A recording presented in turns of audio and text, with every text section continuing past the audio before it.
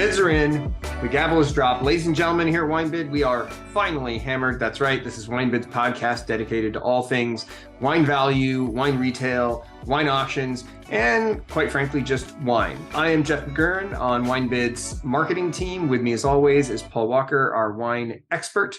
And today we're going to be discussing. You're just going with wine expert. I'm just going with wine expert. You're a wine expert to me, Paul. You always be the wine expert in my heart. That's okay. Well, that's all that matters. Yeah, if I'm a wine expert to you, that I can settle for. There you go. Today's episode, we're looking at everything coming into auction this week. There is a lot. Everything? We're going to talk about everything coming out. Well, today we're going to talk about.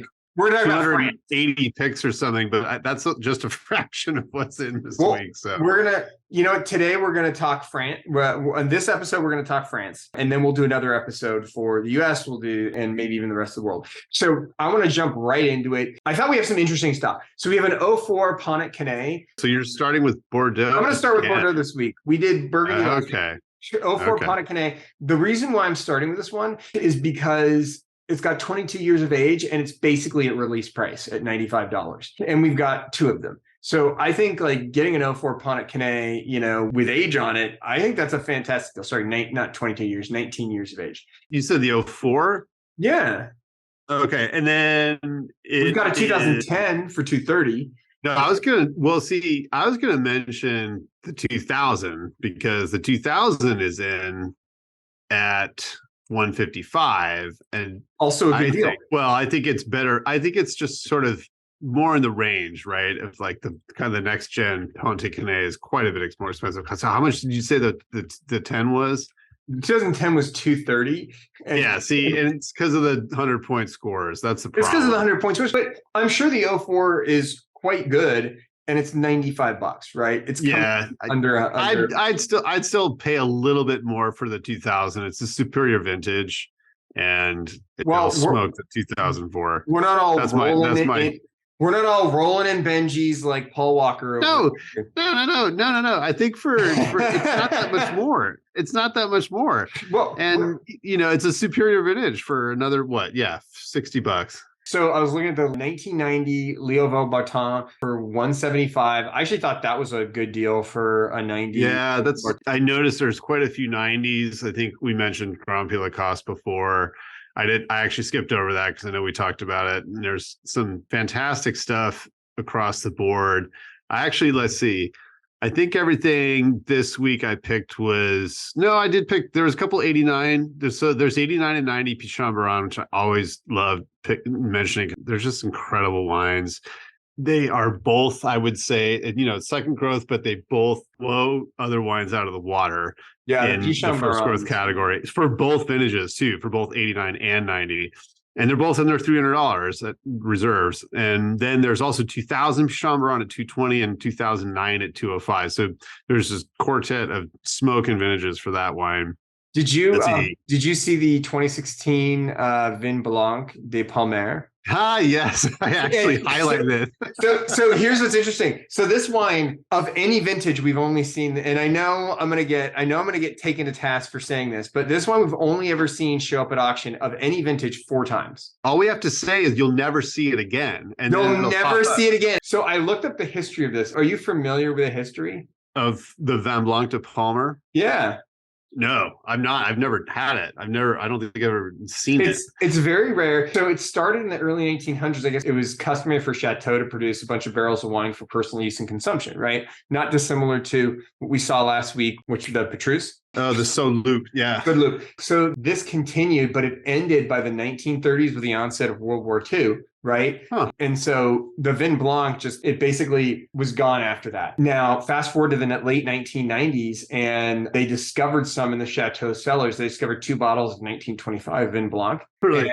And basically the estates team used that to sort of launch their reincarnate of this long forgotten cuvee. So now they're still doing it, right? And they have, I guess they're using Muscadel, Sauvignon Gris, and Losette. And started, I guess the inaugural re-release of the Vin Blanc was in 2007 is what it sounds like. That's what I was reading. Okay. So interesting. Yeah, I thought that was super interesting because you're also looking at like some varietals that just aren't typical in Bordeaux, right? Like normally you're looking at Sauvignon Blanc and Semillon. And I think so this one, I mean, the reviews are good, but I think it would be super interesting to try just because you're talking about something that's maybe even a bit of a throwback.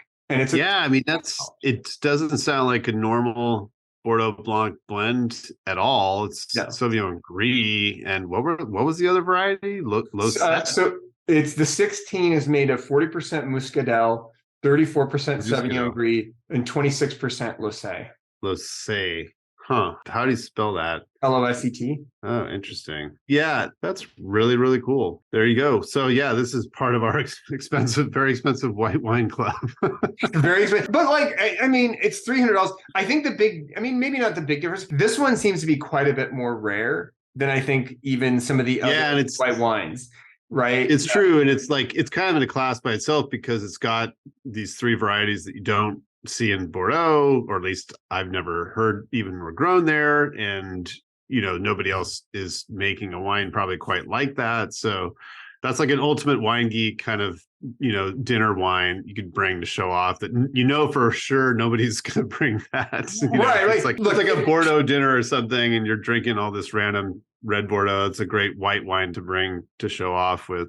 That's cool. That's great cool. find. And I think this is one of those wines where it's like, if you know someone who's like a big wine collector and is super interested in wine, is a big wine geek, this is one of those gifts that almost any wine geek you're going to buy for them, and it's going to be super interesting and fun. And I think they're going to like it because it is so rare. And I don't think it's crazy expensive. I mean, look, $300 isn't cheap, but it's certainly not like DRC or Burgundy level pricing. Well, yeah, and like for the rarity. The red wine for Palmer now is quite expensive. Yes, it is. We used to be like, way less than Margaux, than Chateau Margaux, I should say, for another wine from Margaux. But now it's like, I was looking, I think last week there was a 75 in for $270. I was like, wow, that's a lot.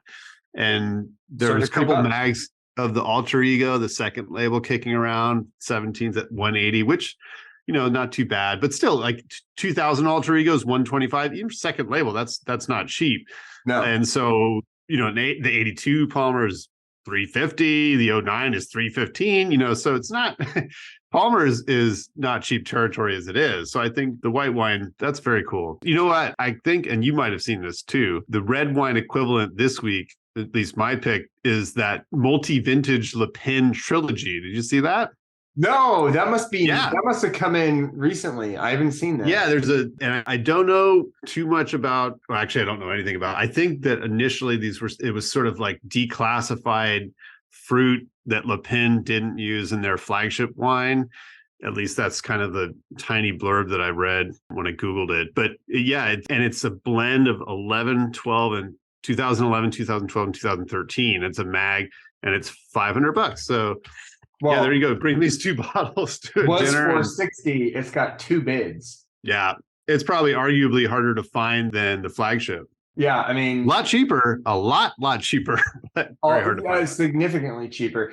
And it's 11, 12, 13. That's actually really cool. That's you see the other while we're on Blanc real quick. Well, we're not anymore, but I was going to say there's de Fusel Blanc in this week. That was one of my other Bordeaux picks. Not quite at the level of some of these other crazily expensive white wines from Bordeaux, but also very high quality and high scores if that matters. But yeah, there's a couple 15 Fusel Blancs at $50 reserve. Did you see the 83 Angelus for $215? Yeah, I thought for a 40th anniversary bottle, I think that one's probably a solid choice, right? Angelus is great because I think, well, if there's like 05 in or something, then it's like $400 and something this week, I think. Yeah, 505 for the 05. But yeah, 83, that's a great anniversary bottle there. I think that's a great anniversary bottle. That's a reasonable price. Birthday bottle, 40th birthday. I think you had mentioned the 90 Pichon Longueville Baron. That one, $285. The Isla one was interesting. The 09 Le Cri Ducasse for $80, under $100. Great year, and it's an amazing bottle. right? And I think, Mhm. $80 is a really good price for it. The only other Bordeaux pick that I had was an 82 Belgrave. Mhm. There's Three, a ton of it. there's a ton of it. And I picked out Yeah. the 3 liter because Right. I saw that. I was like, $320 for 3 liters of 82 Bordeaux, like from, an 82 Polyac. It's a cool bottle. Tasting notes from 2016 say that, it was showing no signs of fading at all. So, and this is from a 3 liter. That was most likely, I think, from a 750 that I saw. So I thought that one is also potentially a really cool party bottle right there for a very reasonable price. Yeah, there's a ton of Belgrave, and there's mags in it as well. So you could take your chances with a mag. There's 83 3 liters for $200. So you could pick that for a birthday, 40th birthday bottle and not break the bank. It'd be fun to bring in. Yeah, no, that's that's a great selection. What else you got? Yeah, I just had a couple more if you don't mind. Go for it. There's like, I picked a whole bunch of wines under 100. A lot of them are actually even under 75. 2000 Cantamerle, there's a couple of those at 55. 16 D'Armagnac, there's half case of that at 60 each. Mhm. Oh, there's 1990 Defarge half bottles for $40, which I thought was great.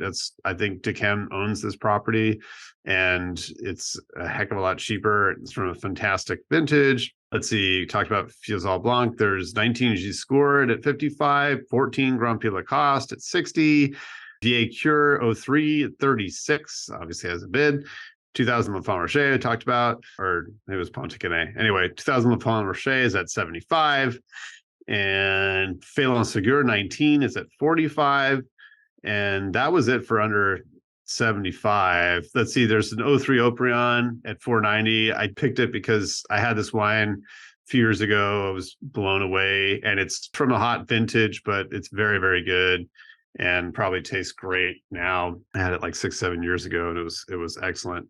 Let's see, we mentioned that Le Pen trilogy mag, which is getting a lot of bids, so that's probably going to get bid up. 16 Le Tertre Rotebeuf, so that caught my eye. Don't see that all the time, for 150.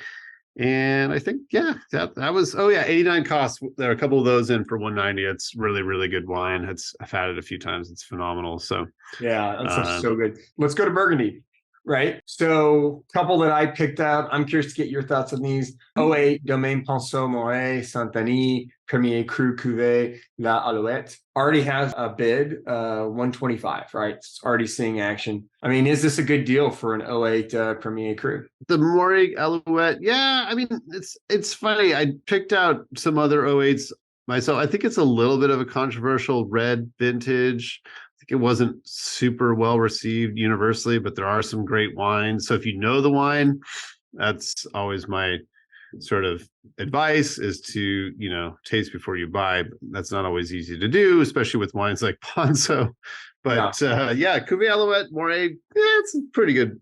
That's interesting stuff. I'd maybe take a flyer on that. I mean, considering the Grand Crus are way, way, way more. So, well, why not? Grand Cru wise, we go down to Corton. 08 Bouchard, Corton Charlemagne, 225. We've got two of those. Great reviews. 225. I mean, I don't think it's a steal at 225, but it also didn't strike me as a terrible price. 09 Henri Boileau, Claude Vougeot. I picked that as well, because just fantastic vintage, and that should be just drinking great. That should be a fantastic wine right now. And then they have the Pommard Les Rougens, that 195. I thought, from Boileau also. That 11, that's 2011. Henri Boileau. Yeah, that's a tricky one. 11s are tricky. Again, you got to know the wine, right? And you're right. It's not a bad price, but man, 11 under 100.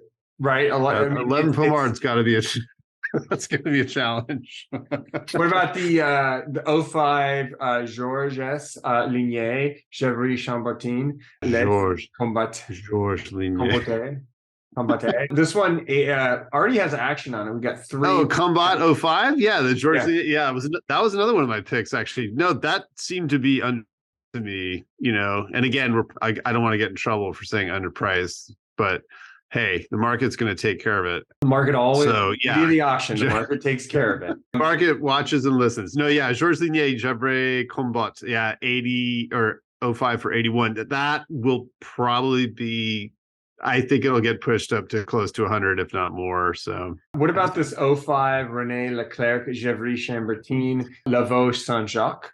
Yeah, I 85 noticed bids has it at 93. there's like a few of those in this week. I noticed there's a number of different actually, yeah. Do they all have bids actually? Yeah, Yeah, I mean, like there's almost all of them have bids. A lot of these. Clos. Yeah, I mean, I think the Clos and the Lavaux Saint Jacques, those are good deals. That, we're not talking like on the level of like Fourier or something, but they're still, reasonable, at least for now. So yeah, 50. I mean, just wait until right, Sunday. Wait until it's Sunday. it's like the lean. Yeah, I mean, I don't know. Again, I've been proven wrong so many times, but I would imagine the Clos won't go for more than, let's say, 75, $85. And the Lavaux Saint Jacques probably eclipse 100, but still, that's a really, really nice parcel of land. And so those are reasonable. Everyone's always looking for something fairly reasonable in Burgundy, especially that part of Burgundy. So not a bad deal. What are your thoughts on the Domaine du Chateau wines coming to auction?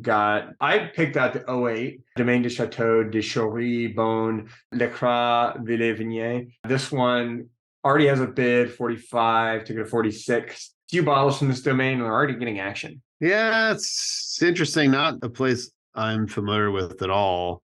But you're right. There is activity on these things. So there's got to be some interest for sure. Domaine du Chateau de Chaury de Beaune. Yeah, interesting. And then I didn't see those. I didn't even see them. We've got a bunch of stuff from one of your favorites, the Masson Elan. Oh, no. Yeah, bad vibes coming out of those. A bunch of Masson Elan. What other Burgundies do you got?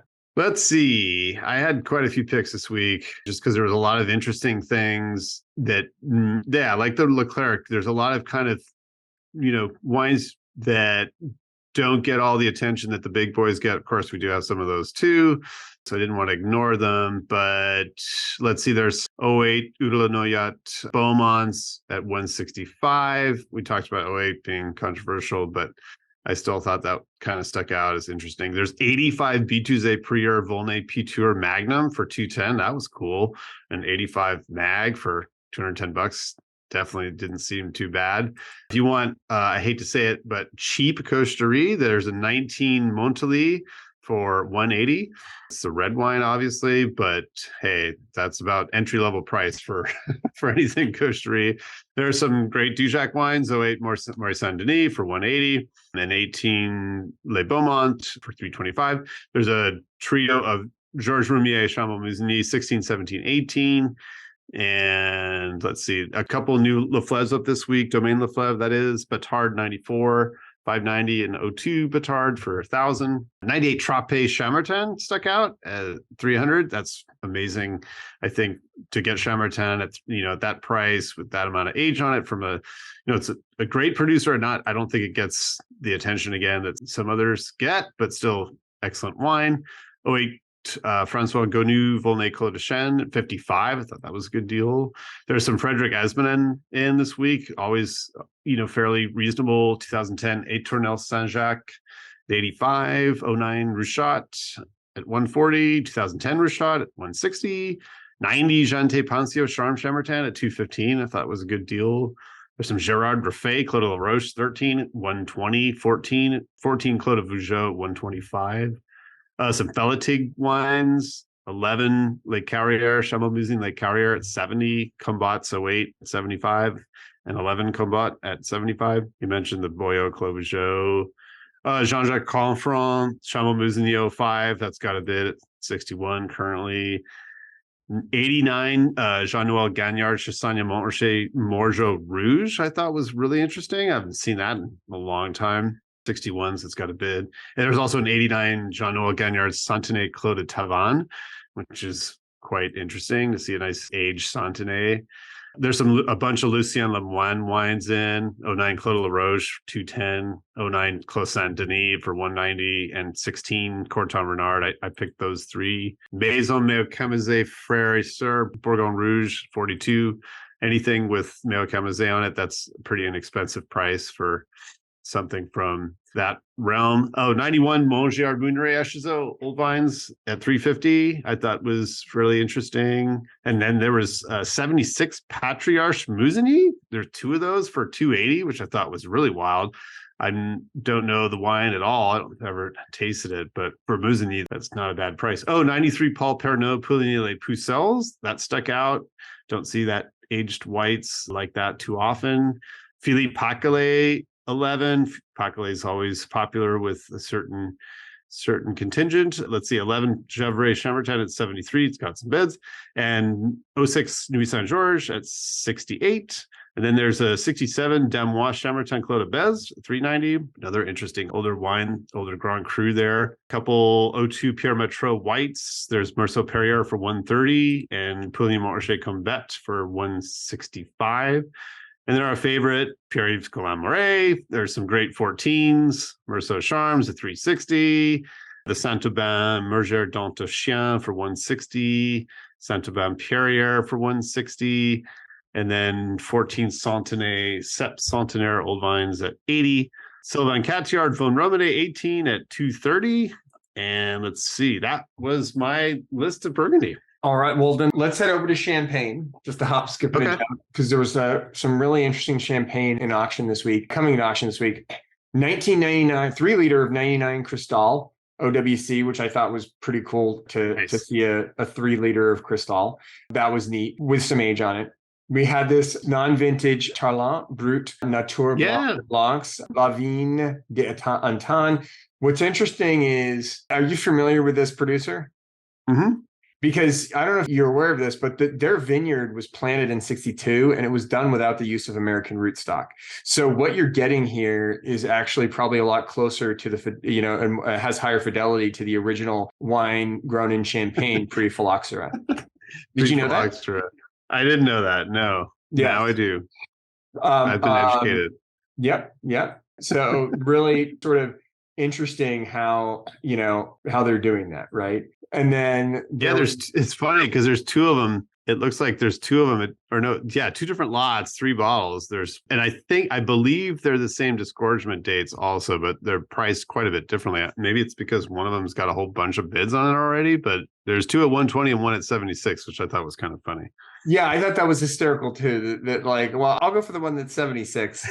I think when I looked at it, it was only at 71. But I think this is another bottle, which is kind of a cool one for a wine geek, just because it's like pre-phylloxera rootstock, right? Which is exactly. One that I thought was cool. There was an 83 Canard Duchesne Brut, only because that Tarlant had 2 bids. It went from 60 to 110. My apologies. I just looked at that. So yeah, they both started at the same reserve. Started at 60 and they've just been getting bid up. But yeah, the one with 2 bottles obviously is, well, maybe not everyone sees that there are 2 lots. Don't forget to look for all the lots of the same one. Yes, don't forget to look for all the lots. 83 Canard Duchesne Brut, like I said, that one already has a bid on it, but I think that's a cool birth year, wine. Yeah, no, that's Champagne. True. Even at $71, it's not crazy. That's kind of a one-off. It's like not likely to find something like that. That would be really hard to replace because sure, you'll see the big names and the, Tête de Cuvée from the big houses fairly often, even from older vintages, in the 70s and 80s. But this wine, no, that's an interesting selection for sure. There's another one too. Did you see this Cuvée Spéciale Bicentenaire, the Bicentenaire, the bicentennial? Mm-hmm. Mm-hmm. It has like the French bicentennial commemorative label on it. That's got a bit on it too. So did you see the 2020 Chavost Coteau Champenois? I did. I saw that, and it's a really interesting looking bottle. Because I don't know. Again, it's like we've seen, a smattering of these Coteau Champenois still wines come through, and they don't last. They get grabbed up pretty quickly. Already, when I looked at it yesterday, it already had 2 bids, went from 70 to 72. So as far as I can tell, this is Pinot Noir and Pinot Meunier, and this particular producer, it's kind of a co-op. I guess there's like over 100 growers that are sort of working their own parcels of land according to sort of some very strict internal rules that they have to follow. Covered about 70 hectares around the village. And I guess what they're trying to do is create some, really unique wines that are the basis of these very exclusive cuvées that they're coming up with. And their commitment there is they really want to preserve the environment, the land, and while at the same time producing amazing wine, right? And expanding. So they basically, I guess they don't add sulfides. They're singular and strongly identifiable. They're in addition to sort of the traditional ones, but they really go for that non-interventionalist type of winemaking. So I thought this was another one that was kind of a really cool potential bottle that you could buy for again, somebody who's a wine geek. There's a lot of good wine geek wines coming into auction this week. Yeah. Yeah. That's the natty wine pick for sure. Yeah. 100%. I did notice that. 100%. What other champagnes do you have on your list? Let's see. So yeah, there's some Margam Rosé, which I think is still quite reasonable. 2012 Rosé de Sagné. On the flip side, there's Ulysse Comin Rosé in this week at 360, Rosé de Sagné Maillon, and then there's the Blanc de Noir Maillon at 280. A couple of those.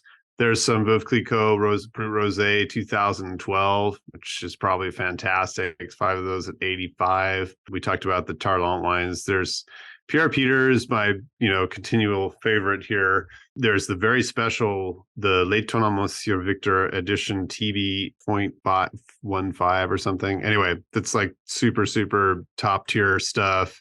3 of those for 400 a piece. And there's also Les Chatillons 2015, 6 of those at 255 a piece. Then there's, let's see, Mousset. There's Mousset Blanc de Noir, Terre d'Elite at 55. There's a couple Crude Grand Cuvées, the 168 edition at 205, and then the 170th edition at 185. Some Delamont 02, 160 and 170. Looks like there's some bids going on there. And yeah, you mentioned that Côte Champenois from Chabot or Chabost, however it's pronounced. Agripar Set Cru 55. I love that stuff. It's great. And yeah, that wraps up my champagne picks. Let's do Rhone really quickly, and then we'll wrap this whole thing up. So I picked out just a few Rhone wines. 2017 Jean-Louis Chave Saint Joseph for $70. I thought that was a pretty decent deal. 2000 Domaine de Pagao Chateauneuf du Pape Cuvée Reserve Mag for $190. That's good stuff, and it's in a mag. There's actually a lot of Domaine Pagao coming into auction. Yeah, there's a whole bunch. There's a whole bunch. I picked out the 03 Capo because that's like their super top tier stuff, and the other ranges are more expensive, but the 03 is at $385. You're a bit more sophisticated than I am, Paul. I'm a man of the people. I prefer my Chateauneuf du Pape Cuvée Reserve mags. 2010 René Rostand. It's Capo though. Don't forget, it's Capo. Cuvée de Capo. It's not the Reserve. It's special wine, Jeff. Yeah, no. It's what you have is far more sophisticated and pretentious than what I selected. I got the 2010 René Rostand Côte Rôtie a Podium. This one, $80. Yeah, it's a bunch of it. There's like 10, 11, 12, 15, 16, 18. Yeah, I selected all those. It's good stuff. And then actually back to Chateauneuf du Pape, Cuvée du Vatican 2003 Reserve 16. This one, I actually had this one and it was fantastic. And I think I paid more than $55 for it. And we've got 2 of those. That's some really good stuff. What else you got? Yeah. Oh, there's a bunch. Yeah. I mean, you mentioned there's just like the embarrassment of Pigot. Give me your top 3 because we're very limited on time. We got to wrap this up. Top 3. I can't just pick top 3. Ogier Chateauneuf. Let's see. Cédric Parpet Côte Rôtie. You mentioned Cuvée Vatican. Did you mention the Cuvée Vatican 16? That's like the reserve label. Yeah. 03 at 55. Delos Hermitage Bessard 15. Yeah, you talked about the Jean-Louis Chave. I did want to specifically point out the Hervé Suot Saint-Opine Saint Joseph in this week because that's very, very cool stuff. One of the 05s. And let's see, there's a Bunzo Cuvée Zenith 2000 from René Renou. I thought it was cool. That was a special bottle. And let's see, a couple other interesting Saint Joseph, Etienne Becheras, Saint Joseph Cuvée Tour Joviac. There's some Darno Croz Hermitage 16 at $20. I thought it was decent deal. Clos de Cailloux Chateauneuf 15s at 26. They've obviously got bids, but great deal. That's great Chateauneuf, and that's inexpensive for sure. Isabel Ferrando, Chateauneuf Colombis 04 and 05, 2013 Gallet Côte Rôtie. Let's see. Yeah, all kinds of stuff. Rotem and Munir Sauma Chateauneuf Arioso. That's in this week. And I think there's another Sauma Chateauneuf I already forgot to mark down, but those are quite rare. Sorel Hermitage Blanc Rocoul in this week. 04 at 75. There's some Xavier Vignon Chateauneufs, Cuvée Anonyme 09 at 50.